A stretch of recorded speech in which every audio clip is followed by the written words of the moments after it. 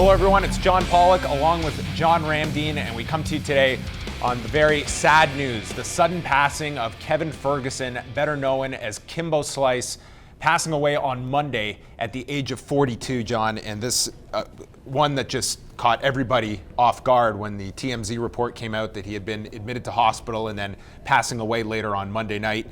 This is someone, John, that I think when we look back on, this was one of the key stars in the rise of mixed martial arts, and someone who largely did it outside of the UFC. He did have his stint on Ultimate Fighter, did compete first against Houston Alexander and then Matt Mitrione.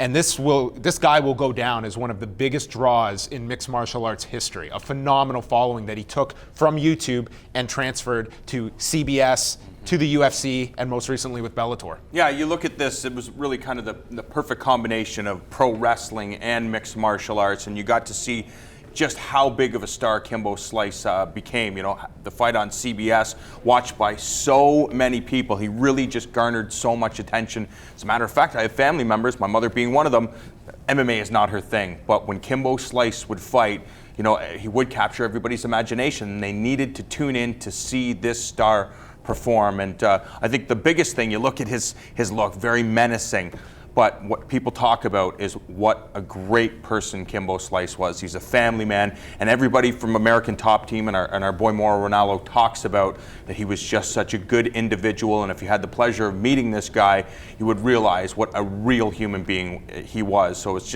a travesty for, of course, mixed martial arts, but of course for the Ferguson family. There was something so unique about him with his charisma.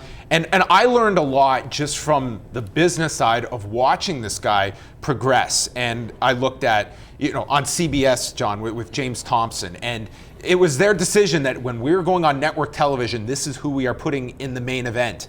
And there was a lot of criticism about Kimbo Slice. Yes, he was a limited fighter, but he was an attraction to the people like your mother, for instance, that would never watch any other mixed martial arts, but were captivated by this individual. And then when that fight, some people criticized the fight, he continued to draw. Seth Petrozelli, he lost that fight. Everyone, well, the Kimbo experiment is over. No, he came back and was a massive draw with the UFC. Him and Roy Nelson, a taped fight, did 5.3 million viewers on Spike, and then continuing when he returned to Bellator. This guy, people wanted to see him fight, and it really didn't matter if he won or lost, how he looked in his fights. This was someone that when he fought, it became an event, and people were just attracted to him because he had a unique charisma about him that just drew an audience. And I think that's one of the reasons, what you look at mixed martial arts, and there's a lot of comparisons to MMA and boxing, and one of the things about MMA is you can lose in MMA. You just have to go put on the show, and Kimbo Slice always put on a show. Again, people can criticize, but when you tune in, you got to see something that you were going to talk about the next day. And I think that was one of the biggest reasons why people tuned into Kimbo Slice, is because he always delivered. Whether he had a great performance or he had a flat performance, people came out of that show very intrigued. And whether or not they said they're going to tune in the next time, they always did.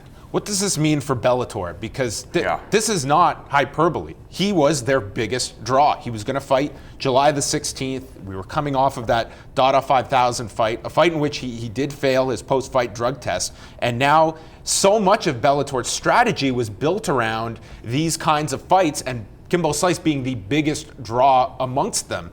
Does this change Bellator's kind of philosophy in promoting fights and losing, I believe, their biggest star? Yeah, what are you going to do? There's nothing. The thing about Scott Coker is he's very intelligent, and yes, the goal is, we want to put on fights that both the hardcore fight fans want to see and that will appeal to the casual fans. Kimbo Slice fit that perfectly. But the goal is to be a legitimate mixed martial arts organization. I think if Scott Coker had his choice, he would probably want to have something closer to Strikeforce than what he has with Bellator. But these are the cards that he's been dealt, and he's got to make the most of it. And it just comes down to slowly progressing. And if you can find a star like Kimbo Slice, of course, yes, he is their biggest star. You lose that, so you got to try to find stars the like second that biggest don't star. come I know, around it's true. in a gigantic amount. Final thing, what is a memory that comes to mind for you when you think about Kimbo Slice and his unique contributions to mixed martial arts? Really, it was I think the first time I saw one of Kimbo's fights against Sean Gannon, who eventually made his way to the UFC. Got a fight out of that with the exactly. UFC. So he got a fight out of that, and I needed to see this guy fight. And then you look at the backstory too, and the internet fights. Who was also fighting on those cards? Jorge Masvidal. So you could see the impact, and then of course Kimbo going to train at American Top Team, and everybody has been speaking very, very highly of Kimbo Slice. So I think it was his impact and just what type of person Kimbo Slice, Kevin Ferguson was. Yeah, for me, I go back to, I interviewed him earlier this year, and he noted there that he's hoping to fight 3 to 4 more years, and said, then he just wants to spend time with his kids. Yeah. And I think that's a huge part that goes against the persona of Kimbo Slice to Kevin Ferguson, this guy who loved his family very much, passing away at the age of 42. And at this time, we take a look at the life and the legacy of Kevin Ferguson. The MMA world lost another iconic figure Monday night when former street fighting sensation turned legitimate mixed martial arts star Kevin Kimbo Slice Ferguson passed away at the age of 42. A former collegiate football standout, Ferguson rose to prominence in the mid-2000s after a series of backyard street fights involving the hulking heavyweight went viral on YouTube, making him an internet sensation.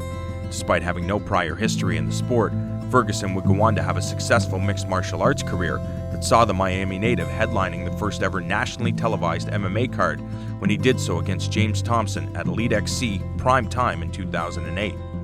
Known for his unique and polarizing look, as well as his raw fighting instincts, Ferguson would go on to compete at the sport's highest level, including appearances in the UFC and most recently for Bellator fighting championships.